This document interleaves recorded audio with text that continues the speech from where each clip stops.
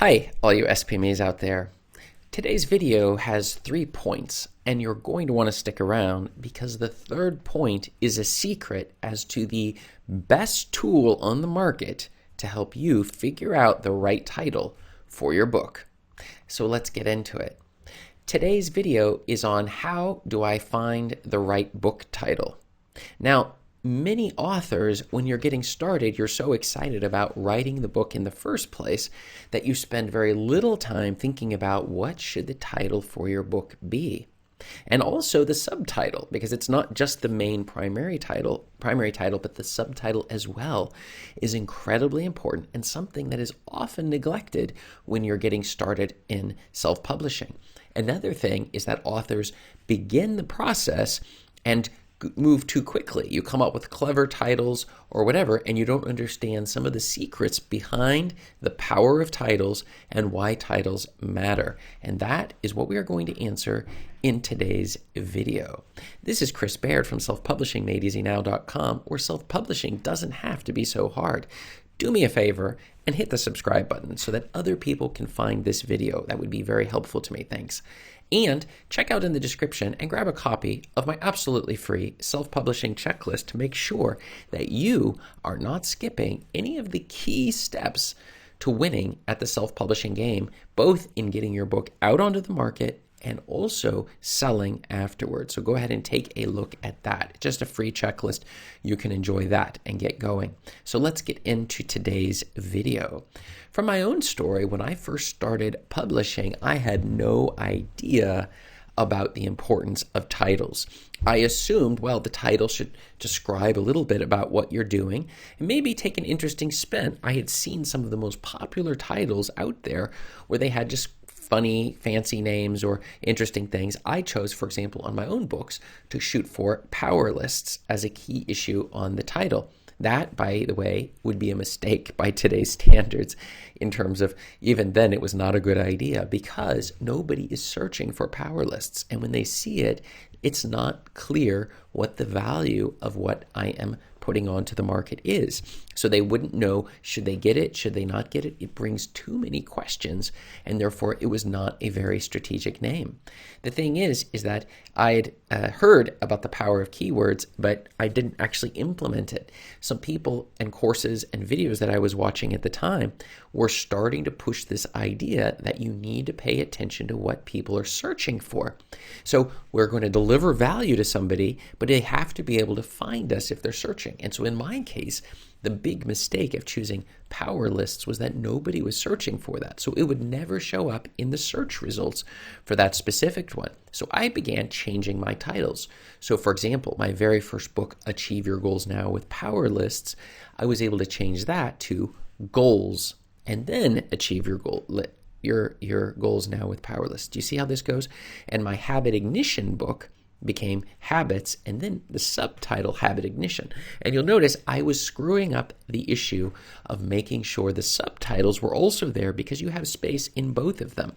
And the end result was I started seeing the sales jump because people were searching for some of these words and phrases or other books with the same phrases, and my books were being recommended and being sent out on email lists and all sorts of stuff that resulted in making more sales just by simply changing the title. Now keep in mind, you may be thinking it's the quality of your book or the length of your book or something like that that is what really is drawing people in, and you're mistaken.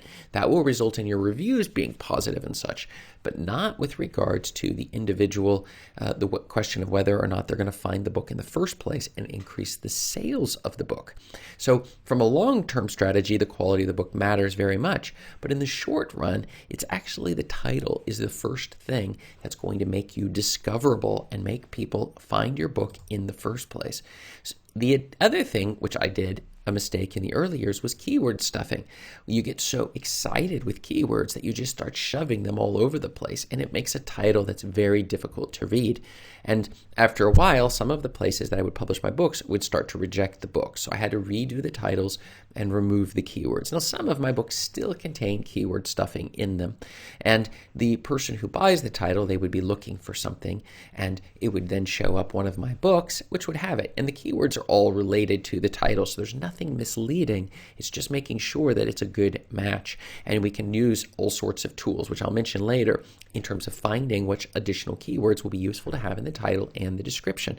Because we're trying to find our ideal audience, and this is a key way of doing it. We want those readers to easily find your book. We're using the right keywords in the title, and so when they search, it's going to show up. And some people, by the way, they wonder if this also works for fiction, and it definitely does. Both in terms of the covers they're looking for, need to match the covers, and you may wish to do it. Like if it's some Amish romance book, well, you're going to need to include the word Amish in there. Don't assume that just because your book is about that they're going to be able to guess this, and that is not the case. It's going to be the title that draws them in, and your title should not be that much different than what other people in the same niche and genre are writing about. So that's something else that is incredibly important. So how do I find the right book title? Well, the first thing is your title should promise to deliver something. The correct title is going to tell you. So if you're training people how to ride horses, then your title needs to be something like Learn the 7 Easy Steps to Riding Horses, or Get Up on the Horse and Learn to Ride Immediately. Nothing silly like Flying on Horses, or some other title where you make up a word or a phrase that nobody is searching for, because it will make your book disappear. And this also deals with the cover. The cover needs to match the genre, and it also needs to deliver a promise. People read books to solve a problem. Nonfiction are easy because the problem is straightforward. So your book should just promise to deliver that in the title, and the cover should also. And for your nonfiction, or your fiction books, that was the nonfiction, and then for your fiction books, they should be promising to deliver entertainment or certain emotional appeal. It'll scare you, it'll excite you. There's lots of reasons people read fiction books, and your title needs to make that promise to draw them into what exactly you're doing. And it is incredibly important, because if the title does not contain the things that are going to draw them in, when they do see the title, they're going to wonder, what exactly is being delivered? Which problem is this solving? And I don't know if this is right for me. But remember, they will not ever find it in the first place if the keywords are incorrect inside of the title. And this is not the place to be clever. Inside the book, you can have paragraphs and chapters dedicated to a system you've developed, which has all sorts of, acronyms and words and phrases that you yourself have made up and are trademarking. But it would not be suggested to do it on the front, on the title. Now, there are exceptions to this rule where you'll find a title that does include stuff like this. But almost always on the bestseller list, there are going to be authors that already are doing well. We're not talking about new authors here. We're talking about authors that are already established and doing great now. And so you should not be thinking that just because Stephen King does something where it doesn't clearly identify what's being promised, even though he actually does follow these rules, then that therefore you should be able to do it. No, rules are broken all the time by the bestsellers, but they didn't become the bestsellers initially. And that's something you also need to take into account. So let's get into the secret answer for today. Our third point and secret point of the day, it is that KDSpy is a fantastic tool that I use regularly to figure out what my titles should be. It makes it easy to use, figuring out the keywords that would be going into it. And so what happens is you can look up a keyword and it will pull up all of the books on that. And it will also show you at the bottom of KDSpy whether or not this is a good keyword on 3 different categories. And the third one, which would be looking at, you have your competition and you have how many sales are going through it and these sorts of things. It gives us the ability to figure out which keywords you should be targeting. In addition, I like to look at the total number of books. One of my students recently was asking this exact question. The total number of books that are on the market for that keyword divided by the number of books that KDSpy shows up in the top 20. So the first results on there, and that gives us a ratio. And if a book has a ratio of under 30, the magic ratio, then it's a great book to do it in. Now, the person I was helping with this particular method, their ratio was 300. And so this is not something that I would recommend, but that is an option that you have with regards to trying to figure out whether or not a keyword is going to be profitable, and a profitable keyword, people are searching for it, and your book needs to show up on page 1.